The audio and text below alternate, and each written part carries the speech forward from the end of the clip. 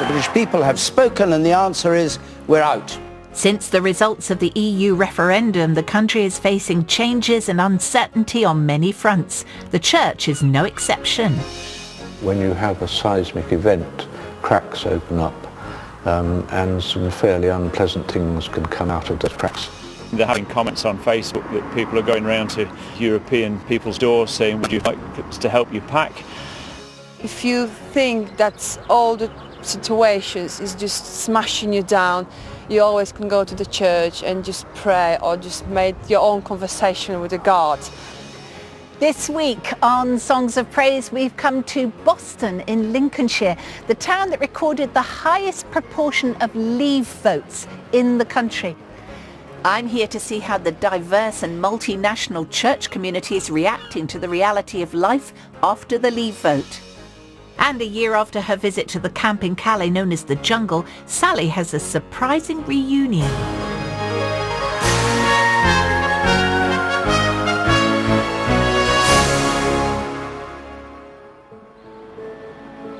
And of course we'll be bringing you wonderful music from across the UK, with our first hymn reminding us that whatever might be changing around us, nothing changes the love of God.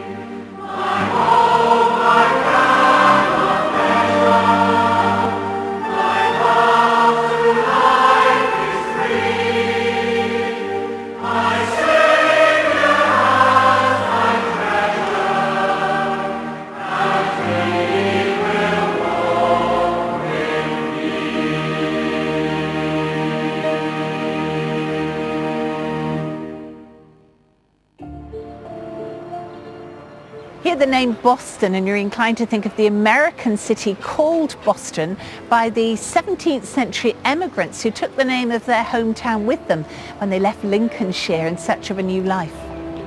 In recent years, though, the story has been more about people coming into Boston. According to the 2011 census, the town is home to a higher proportion of Eastern European immigrants than anywhere else in England and Wales. With many being Catholic, this has led to a marked increase in attendance at St Mary's Church, but it's not without its problems. Lord, in your mercy. Most churches would welcome a rise in numbers attending. Do you? Well, of course. And I think people generally do, but after all, St Mary's is a microcosm of Boston in some ways, and I recognise that people have felt bewildered to some extent and occasionally overwhelmed by the sheer numbers who've come very rapidly. into the community. Although there hasn't been an increase in reported hate crimes in Boston since the referendum, across the UK the police have reported a sharp increase in the second half of June. It's a rise that's drawn a strong response from national church leaders. The outbursts of the last week, 2 weeks, may pass, but the signal has been set at danger for our cohesion, and the church must respond with a fresh effort in integration. I've been in a few churches in the last week and I look around and I think, I wonder how all these people are thinking.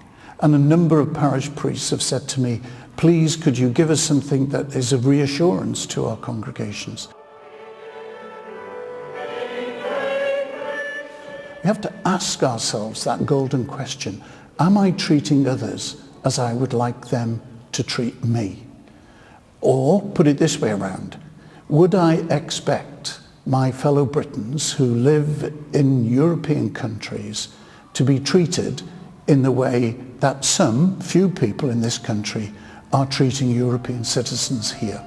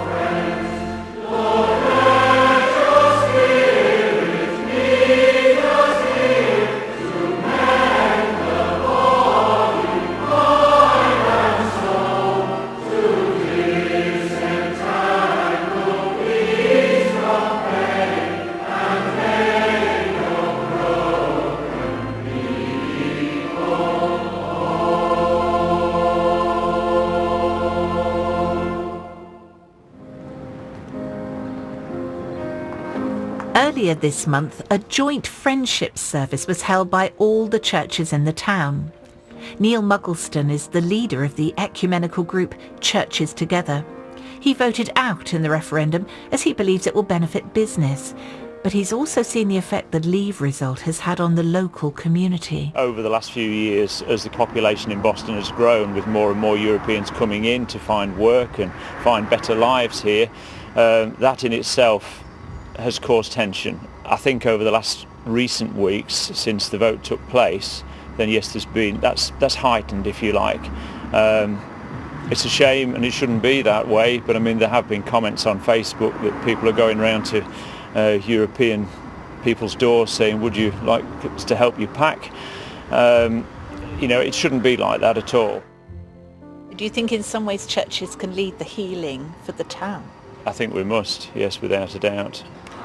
As churches together in the town, we've got a great united feel between us. All the churches pull together, we work together, we do an awful lot of things in the town. And that now needs to spread out more into the European community. We just need to find ways to do it. Let's just pray for all the other countries of the European Union for the protection. Yvonne Stevens has lived in Boston all her life and is a UKIP councillor. She's seen firsthand how her town and her church has changed. I feel like a foreigner in my own town. It feels like, really, if the sunshine was there all the time, one would assume one was on holiday. Because when you shop on Saturday, the place is full of people with a different tongue to mine doing their shopping as well.